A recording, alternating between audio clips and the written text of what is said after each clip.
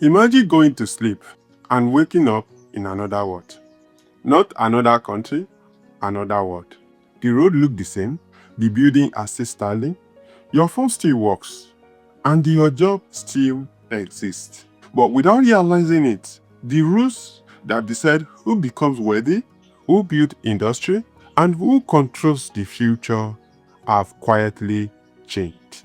Most people haven't noticed. They still believe they are competing in yesterday's economy, but they are not. Humanity has quietly split into two worlds. One world is competing for job, the other is building the intelligence that may replace those jobs. The frightening part is you can physically live in the new world while mentally remaining in the old one.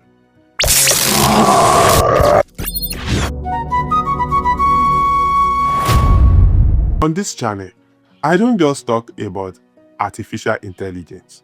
I explore where the world is going, where Africa fits into that future, and most importantly, what these changes mean for you and me as Africans. Because the same events can create two complete different realities.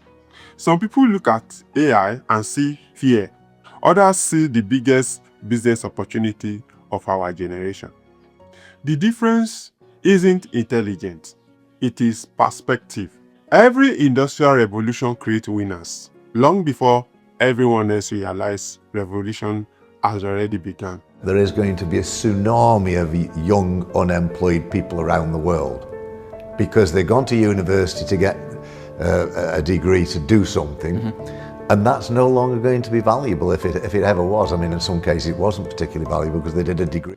He's probably right about one thing.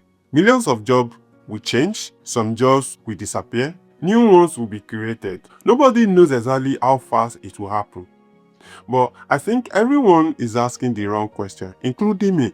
The question is not, will AI replace jobs?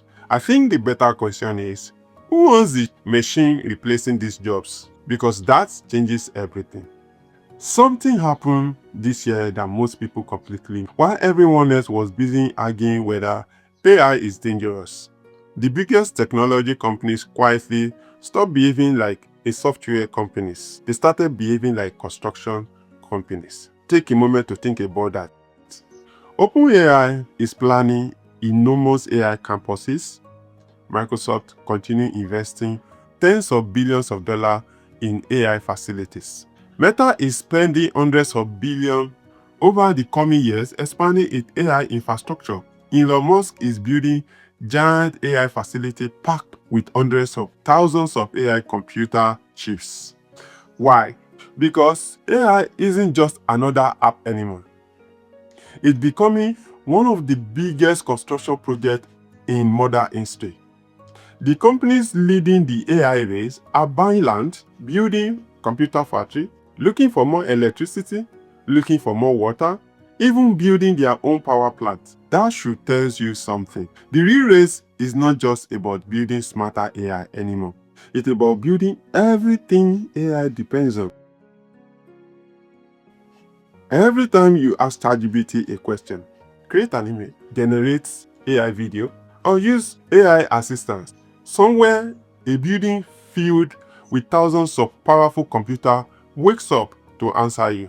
Those computers produces enormous amount of heat. Heat needs cooling, cooling needs water. Everything needs electricity. And suddenly, AI doesn't begin with software, it begins with power. And that is when I started asking myself different questions. If electricity has become one of the most valuable resources in the AI age, where does that leave Africa?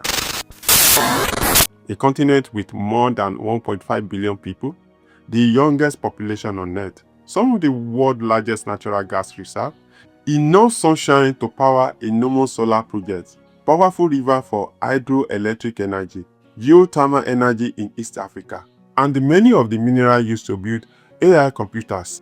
And yet, Africa has less than 1% of the world's largest AI data center. Isn't that concerning? We help supply many other ingredients, but somebody else owns the kitchen. Now, Let's connect the dots. There was a time when China, India, and Nigeria were all considered developing economies. Few people imagine China would become one of the world technology leaders. Few imagine India would become a global software powerhouse. History doesn't change because countries are lucky. History changes because somebody built capacity before everyone else see its value. China didn't just grow, it entered another universe entirely. India transformed itself into one of the world data service giants. Nigeria, Kenya, Rwanda, South Africa, Egypt, and so many other countries has enormous potential. But for decades, we've exported raw materials and imported finished products. The AI era gives Africa another opportunity. The question is, are we recognizing it before everyone else does? Everyone keep asking, when will Africa build its own ChatGPT? And honestly, I think that is the wrong question. Remember, during the California gold rush, most miners never became rich. The people who built lasting fortunes, sold the shovels, built the railroad, opened the bank, transported the supplies. They built the ecosystem. Every gold rush creates two economies. The ones everyone says and the ones that quietly create the wealth. AI is creating another gold rush.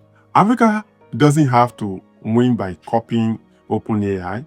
Africa can win by becoming indispensable, by building reliable electricity, modern data center, fast internet infrastructure, local cloud services, AI education, cybersecurity, African data sets, and businesses that solve African problems with AI. Those could become tomorrow's shovel sellers. Most people tell me Africa needs its own ChatGPT. Maybe. But I think Africa needs something even more important. AI that understands Africa. Imagine an AI that speaks Nigerian pidgin naturally. One that explains farming technique in Hausa. One that helps students in Swahili. One that understands businesses in Lagos. Healthcare in Nairobi. Agriculture in Ghana. Education in Rwanda. Local laws, local culture. Local history, local human. That's not copying America. That is building intelligence that truly understands African people. Because intelligence without culture is still foreign intelligence. Here is what I believe. The biggest mistake Africa could make is believing this revolution is only about chatbots. It is not. It's about infrastructure. It's about ownership. It's about deciding whether we simply consume intelligence or help build the system that makes intelligence impossible for the world to ignore Africa. Every industry, every revolution rewards different people. The first reward, those who build factory. The internet rewarded those who build platform. Artificial intelligence will reward those who build the foundation, infrastructure, and the ecosystem that AI sits on. Africa still has a choice. You can spend the next 10 years asking, why are we falling behind? Or we can spend the next 10 years building the future, building the things the future cannot run without. Because the new world isn't waiting for Africa. It already started. The only question left is this: will Africa arrive as a customer or as a builder? Because history has already taught us something. During every gold rush, miners chase the gold, the builder creates the wealth. Because the future will not belong to those who simply use artificial intelligence. It will belong to those who build the infrastructure and ecosystem that makes it possible.